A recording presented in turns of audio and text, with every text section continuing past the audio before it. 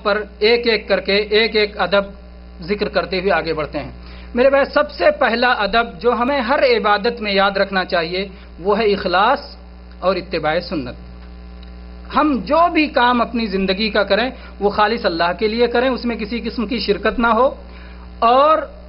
وہ نبی کریم صلی اللہ علیہ وسلم کے طریقے کے مطابق کریں۔ یہ ہر عمل کا ادب ہے، اخلاص اور اتباع سنت، کیونکہ اگر یہ دو چیز ہوتی ہے تو ہمارا عمل اللہ کے ہاں قابل قبول، اور اگر یہ دو چیزیں نہیں رہیں تو عمل اللہ کے ہاں قابل قبول نہیں ہوتا۔ اس لیے یہ دو چیزیں سب سے پہلا ادب ہے۔ اس کے بعد میرے بھائیوں، دعا کرنا، اگر آدمی مخصوص طور پر کوئی خاص دعا کرنا چاہتا ہے تو اسے وضو کر لینا چاہیے، اور وضو کر کے قبلہ رخ ہو کر کے دعا کرنا چاہیے۔ اس سلسلے میں بہت ساری احادیث ہیں،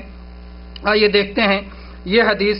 جو صحیحین میں، صحیح بخاری اور صحیح مسلم میں ابو موسیٰ اشعری رضی اللہ عنہ سے مروی ہے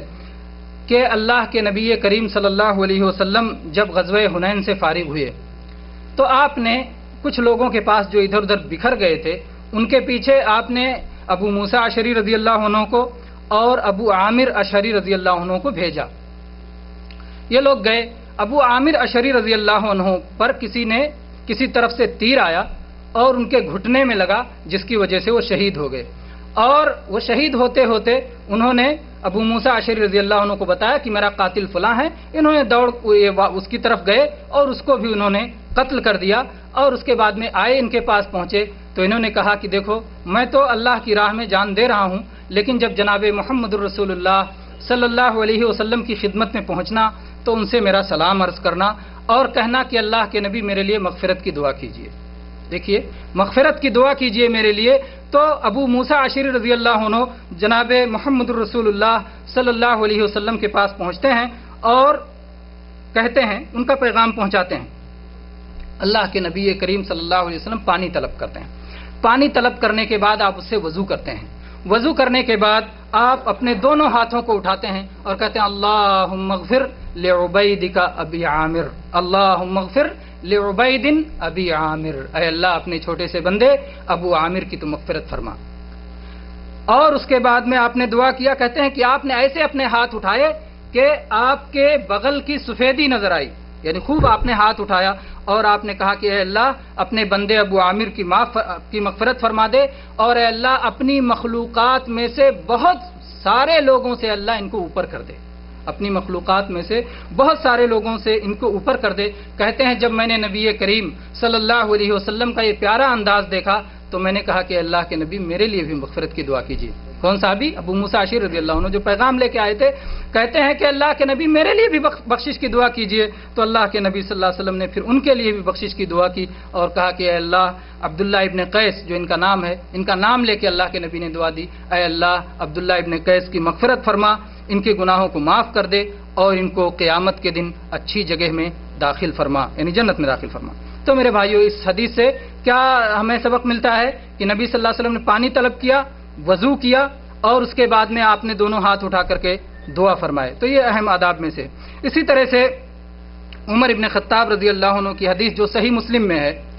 صحیح مسلم میں کہ بدر کی لڑائی کا دن ہے، اللہ کے نبی کریم صلی اللہ علیہ وسلم نے اپنی فوج پر نظر ڈالی اور مشرکین کی فوج پہ نظر ڈالی۔ مشرکین کی ایک بڑی تعداد تھی، 1000 کی تعداد میں تھے، اور صحابہ کی چھوٹی سی جماعت تھی 313 سے 19 کے بیچ میں، صحابہ کرام یا 313 جو عدد معروف ہے، اس کے بیچ میں صحابہ کی تعداد تھی۔ اللہ کے نبی کریم صلی اللہ علیہ وسلم نے جب یہ حالت دیکھی تو آپ نے قبلہ کا رخ کیا، اپنے ہاتھوں کو اٹھایا اور اس کے بعد اللہ تبارک و تعالیٰ کو ندا دینے لگے، اللہ کو آواز دینے لگے اور برابر اللہ سے کہنے لگے اللہم انجز لی ما وعدتنی، اے اللہ جو تو نے وعدہ کیا ہے تو اسے پورا کر، اے اللہ تو نے جو دینے کا وعدہ کیا ہے اللہ تو اسے عطا فرما، اے اللہ اگر یہ مسلمانوں کی چھوٹی سی جماعت آج ہلاک اور تباہ و برباد ہو گئی تو روئے زمین پر پھر تیری عبادت نہ ہوگی۔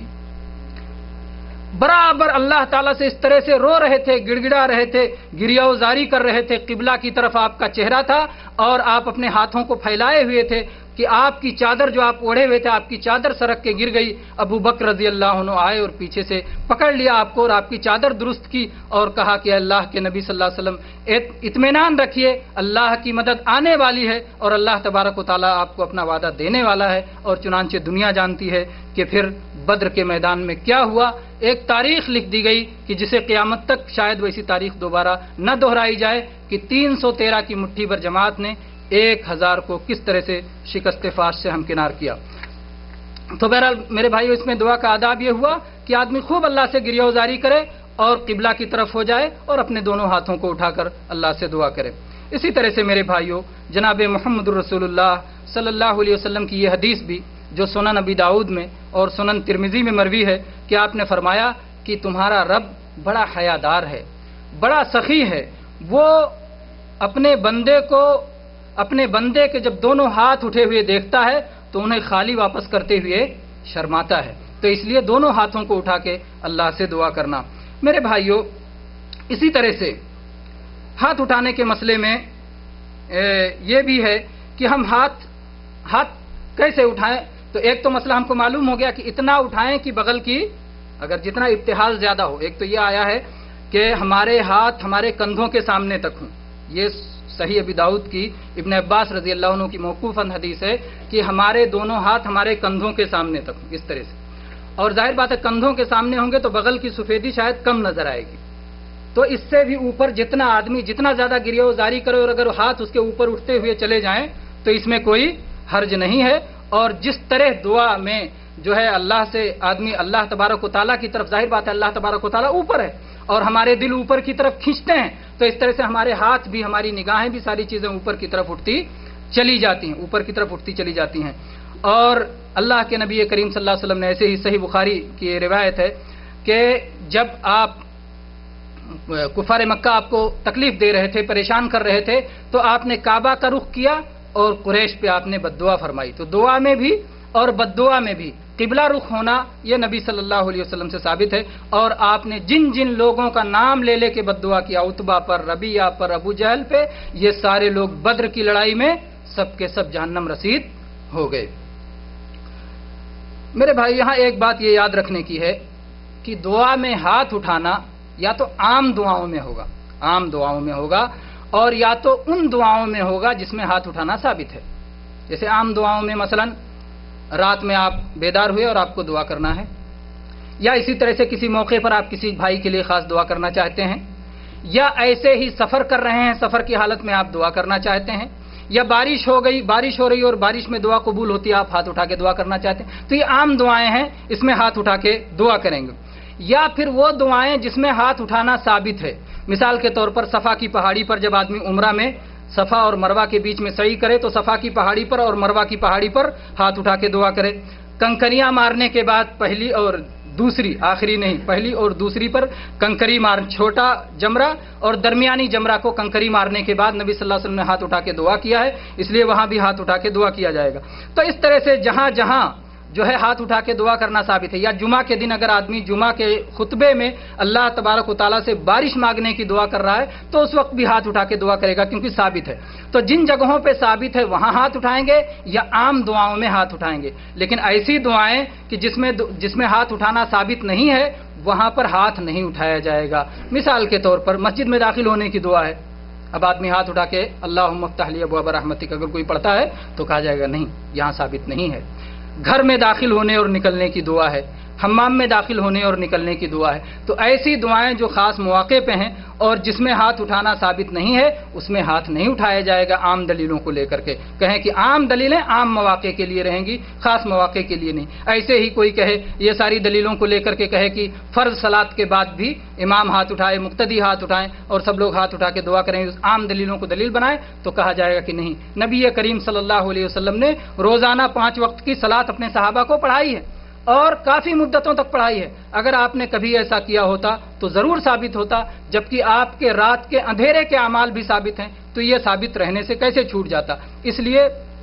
فرض نمازوں کے بعد، فرض صلات کے بعد 5 وقتہ صلات کے بعد امام کا ہاتھ اٹھانا یا مقتدیوں کا ہاتھ اٹھانا یہ چونکہ نبی صلی اللہ علیہ وسلم ثابت نہیں ہے، اس لیے ان عام دعاؤں، ان عام احادیث کو لے کر اس پر فٹ نہیں کیا جا سکتا ہے۔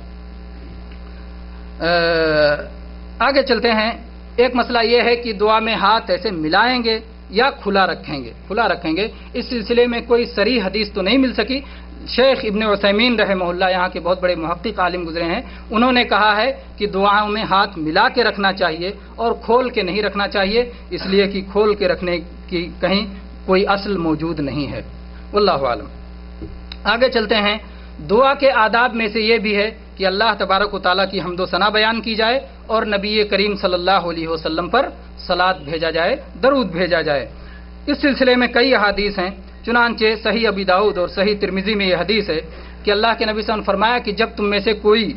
صلاح پڑھے تو پہلے اللہ کی حمد و ثنا کرے, پھر نبی کریم صلی اللہ علیہ وسلم پر درود پڑھے, پھر اس کے بعد جو چاہتا ہے دعا کرے.